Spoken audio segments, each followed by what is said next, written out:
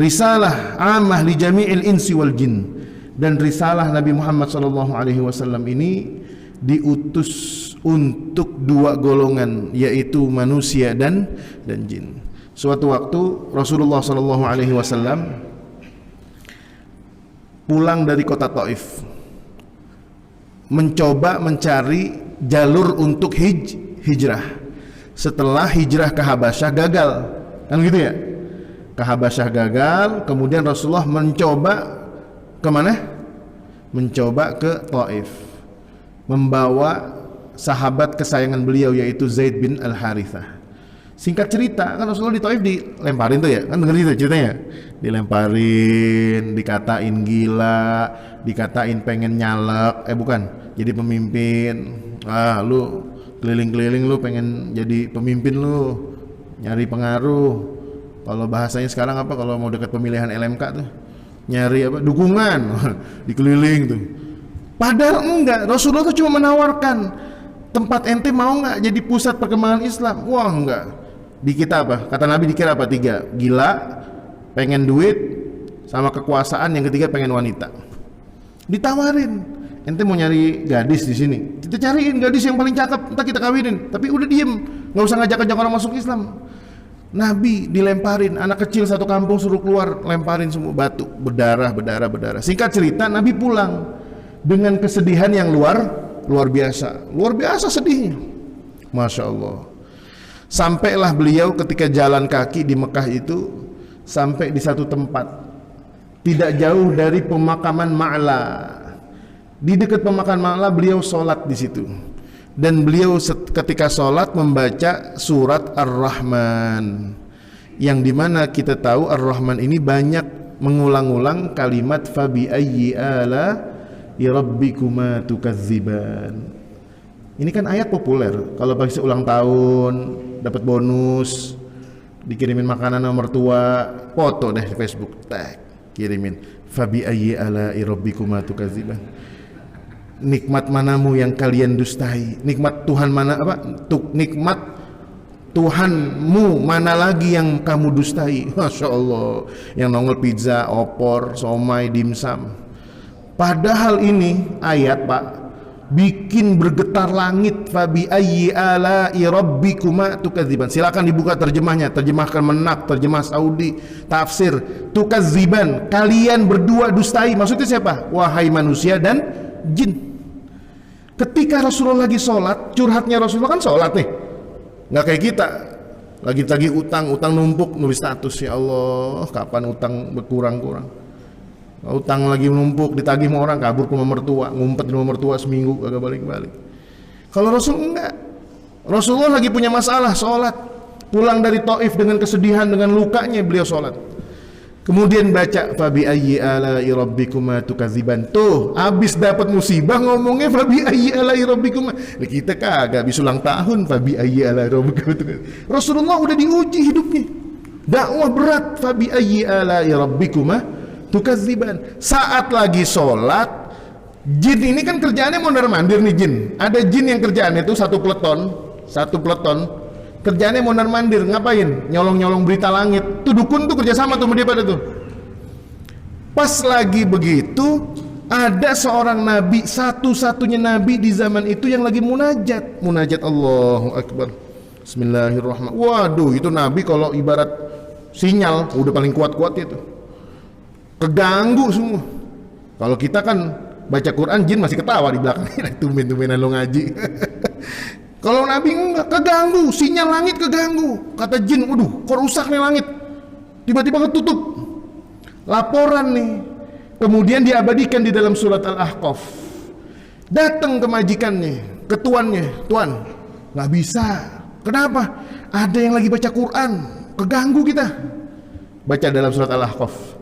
Walaqad sarafna ilaika nafaran minal jinni yastami'una al-Qur'an. Yastami'una al-Qur'an. Jin datang tuh, dicari, ketemu di satu tempat yang sekarang disebut dengan Masjid Jin.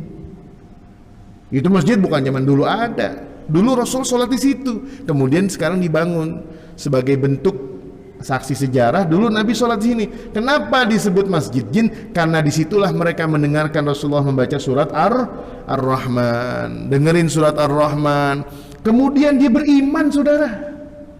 Walaqad sarafna ilaika nafara minal jinni yastami'una al-Qur'an falamma hadaruhu qalu ansitu. Ini kata pimpinan peletonnya, diam, ada Quran lagi dibacain. Kalau kita kagak, khotib ngomong Mobile Legend terus. Coba ini saya sarankan nih kepada Marbot DKM, saat khutbah Jumat itu harus ada yang keliling, diingatkan generasi muda kita, anak-anak kita, remaja-remaja kita yang megang handphone. Dari mana? Dari belakang kelihatan tuh, dia lagi main game, suruh tutup. Dan itu saya temukan fenomena dimanapun. Ketika saya tidak berkhutbah, saya sering sholat di masjid-masjid, sengaja saya sholat di belakang. Samping anak muda, samping anak orang kantoran rapi-rapi, duduk laptop. Tapi kan kita bukan petugas. Kalau kita petugas boleh ngingetin. Kalau kita bukan petugas nggak boleh. Kalau kita bilang unsit aja udah batal kan gitu ya, udah rusak pahalanya. Kalau merbot masih bolehkan, bahkan kalau perlu disampaikan. Bukan tujuannya mematikan handphone itu bukan supaya ada telepon, supaya semuanya fokus mendengarkan khutbah. Dan meskipun ini tuntutan juga buat para khotib supaya khutbahnya itu menarik. Jangan lama-lama baca koran, khotib 40 menit bengong aja, ngkong-ngkong, udah tua, darah tinggi, lagi datang nyut-nyutan pala. Ya Allah, nih khotib lama banget lagi. Harus ada dua arah. Umat juga harus semangat mendengarkan khutbah, khotib juga harus nyadar diri. Gimana caranya saya jadi khutbah ini pelan? Kata Rasulullah SAW apa? Min fiqhil mar'i an yaksural khutbah wa yutilas sholah. Di antara kealiman seseorang itu adalah khutbahnya pendek, bacaan sholatnya panjang. Kalau sholat Jumat, tapi jangan dibalik. Ini khutbahnya panjang, 40 menit 2 khutbah. Imamnya apa? Inna atoina sama al-hakumut, itu cepet banget. Kembali kepada kisah tadi al-jin, masuk iman, masuk Islam. Falamma hadaruhu qalu ansitu falamma qudiya wallau ila qaumihim mundzirin. Setelah Rasulullah sholat, dia kagak pakai nanya lagi nih ajaran apa, dia tahu nih Quran. Falamma qudiya wallau ila qaumihim mundzirin. Dia balik ketemu rombongan jin yang lebih banyak lagi. Qalu ya qaumana ajibu da'i Allah. Penuhi panggilan orang yang mengajak kita kepada Allah. Siapa? Muhammad SAW. Nih, jadi kalau ada yang bilang Islam Nusantara beda sama Islam Arab, Anda siapa nabinya? Tanyain, Anda siapa nabinya? Terus kemudian kama anna syari'atahu. Nih, ini bantahan buat yang ada pernyataan. Ada yang lagi nih, yang mengatakan bahwasanya Islam itu agama pendatang. Ini jawabannya lagi sini nih. Kama anna syari'atahu nasikhatun kama anna syari'atahu nasikhatan li jami'i syara'i'ir rusul fala yaqbalullahu min ahadin ghaira syari'atihi sallallahu alaihi wasallam. Dan sebagaimana bahwasanya syariat Islam itu penghapus dari semua risalah, dari semua ajaran yang pernah diturunkan oleh Allah ke muka bumi. Kitab, ajaran, Taurat, itu semua isinya sama. Nggak ada yang beda, nggak ada yang beda. Misinya satu, la ilaha illa ana fa'budun. Tidak ada Tuhan selainku, maka sembahlah aku. Kata Allah, itu pesannya nggak ada. Dari mulainya Nabi Adam sampai zaman Nabi Muhammad SAW, itu nggak ada satu nabi pun yang melenceng ngajarin jangan menyembah Allah, nyembah saya aja dah. Diam-diam aja, nggak usah bilang-bilang. Nggak ada yang begitu. Kenapa? Karena misinya emang sama. Dan ketika Islam datang, Islam itu merevisi. Buktinya apa Ustadz? Pertama, nih contoh nih, ini bukan Quran nih contohnya. Contohnya dari agama-agama sebelumnya. Contoh, yaitu agama yang dibawa oleh Nabi Isa alaihi salam, yang kitab sucinya namanya apa? Injil. Sebelum Injil, sebelum Nabi Isa ada yang namanya Nabi Musa dengan saudaranya itu Harun, ya kan, yang membawa kitab namanya Taurat. Betul kan ya, gitu ya? Dalam Taurat itu yang kemudian kita tahu bahwasanya Nabi Musa itu diutus kepada Bani Israel, dan kita tahu kejahatan Israel sampai sekarang, dan itu akan menjadi ujian bagi umat Islam dan tidak akan tertegak kiamat nanti sampai ada perang antara kaum muslimin dengan Yahudi di akhir zaman. nggak ada lagi tuh. Forkabi nggak ada, FBR nggak ada, apalagi PKS, Golkar, Gerindra nggak ada. Semua satu bendera, Islam. Dikatakan dalam sebuah hadis sahih dalam riwayat Muslim, la taqumus sa'atu hatta yuqatilul muslimunal yahud. Tidak akan tertegak kiamat sampai orang Islam itu berperang, ada peperangan dengan orang Yahudi. Ini saya nggak terusin, hadisnya panjang nih. Tapi intinya itu. Nah, tetapi ketika Nabi Isa datang, Nabi Musa ini membawa syariat. Dulu nih ajarannya Nabi Musa dalam syariat yang Allah terangkan, intinya apa? Meminta mereka beribadah kepada Allah, nggak usah beribadah kepada yang lainnya. Kan mereka ibadahnya kemana? Ke sapi gitu ya, sapi emas ya kan, dinyembah gitu. Dalam syariat Nabi Musa, sekarang kita bandingkan Pak dengan syariat Islam. Bapak kalau pakai baju begini nih, ada pakai sarung, pakai celana, pakai gamis, celananya kecipratan sama air jalanan, air got, ujungnya doang. Kira-kira cukup nggak kalau dibersihkan pakai air di keran? Cukup nggak? Cukup. Alirin air, ucek-ucek dikit, diusap-usap, hilang baunya, hilang warnanya, bersih. Betul nggak? Bahkan para ahli fikih sebagian ada yang mengatakan, kalaupun warnanya nggak hilang, tapi kemudian baunya hilang, udah cukup. Ada yang mengatakan begitu. Tapi ini di zaman Nabi Musa, Bani Israel beda Pak. Bedanya apa? Bedanya dulu orang Bani Israel, kalau ada najis di badannya, dia harus dibakar tuh baju. Dia harus diapain? Harus dibakar. Dibakar, dirusak, digunting, dibuang. Ini syariat zaman dulu. Nyusahin nggak? Bapak punya baju bagus nih lebaran, baju bagus, baju baru, nyiprat, waduh kotor, gunting. Yang sini doang digunting, nyisa, ini panjang, ini pendek. Itu satu. Contoh lagi, apa ya? Contoh lain, orang kalau zaman Nabi Musa, kalau berdosa, nggak ada cara bertaubat kecuali bunuh diri.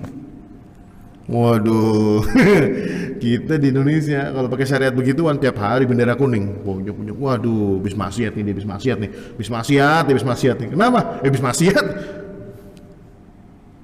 Faqtulu anfusakum dzalikum khairul lakum in kuntum ta'lamun. Suruh bunuh diri baru diampunin sama Allah. Datanglah risalah ajaran Nabi Isa, membawa Injil, dihapus tuh yang kayak gitu-gitu, direvisi sama Allah. Nah, ini perbandingan antara dua agama itu doang. Datang setelah itu nggak lama, yaitu ajaran Islam, agama yang paling toleran, agama yang akhlaknya indah. Israel, kerjaannya dulu Bani Israel, kerjaannya bunuh Nabi. Datang Nabi dibunuh, datang Nabi. Bahkan dikatakan dalam riwayat ratusan Nabi datang ke Bani Israel dibunuh. Nabi Musa aja hampir, betul nggak? Semua Nabi dibunuh. Ibarat kata nih, Selipi datang kiai, ustadz bunuh. Kiai datang, ustadz bunuh. Nggak boleh ada yang dakwah di sini. Luar biasa. Dikriminalisasi semua, dibunuh. Bayangin. Nah, datanglah syariat Islam, merevisi semua itu. Suatu saat Sayyidina Umar Ibnu Khattab radhiyallahu taala anhu nenteng Taurat. Kitab nih Taurat ditenteng, dibawa-bawa gitu. Dibawa-bawa. Kelihatan sama Rasulullah. Ditanya sama Rasulullah, "Wahai Umar, itu mengapain bawa-bawa Taurat?" Kata Sayyidina Umar, "Ya cuma pengen baca-baca doang. Saya pengen tahu isinya Taurat." Apa kata Rasulullah? Dengan muka beliau yang merah padam, "Demi Allah, demi zat yang mengutusku, wahai Umar, kalaupun Musa hidup di zaman ini, dia pasti akan ikut ajaran kita." Tuh, bukti. Ya emang dasarnya kalau kita ceritain begini nih dalil-dalilnya. Kalau kita ceritain 1000 dalil aja nggak bakalan masuk di akal-akal mereka. Kenapa? Ya mereka udah nggak beriman sama Al-Quran sama hadis. Dulu Allah yarham Kiai Haji Ali Mustafa Yaqub. Ini orang soleh, saya bersaksi beliau orang alim, orang soleh. Pesantrennya masih ada di Ciputat, Darus Sunnah. Itu pernah berdebat dengan salah seorang tokoh liberal di UIN. Wah, ini dikasih ngomong dulu nih anak muda. Saya kalau sebut namanya masih hidup, orang masih hidup. Tapi nggak saya sebut namanya, katanya sih udah taubat katanya. Dikasih forum, silakan Pak. Itu beliau Profesor Dr. Ali Mustafa Yaakob datang ke forum itu nggak bawa buku. Kayak anak muda tuh bawa buku banyak, bukunya banyak, kitabnya banyak. Ini kiai datang nggak bawa buku apa-apa. Coba bawa kacamata, bawa handphone, duduk aja deh, dengerin ngomong. Sekian lama jadi ngomong. Setelah selesai, kata moderator, selesai dari pembicara pertama, ini saatnya kita mendengarkan pembanding kedua dari. Apa jawabannya Bapak Ibu sekalian? Ini kalau bahasa zaman sekarang nih, anak-anak TikTok kena mental. Apa jawabannya?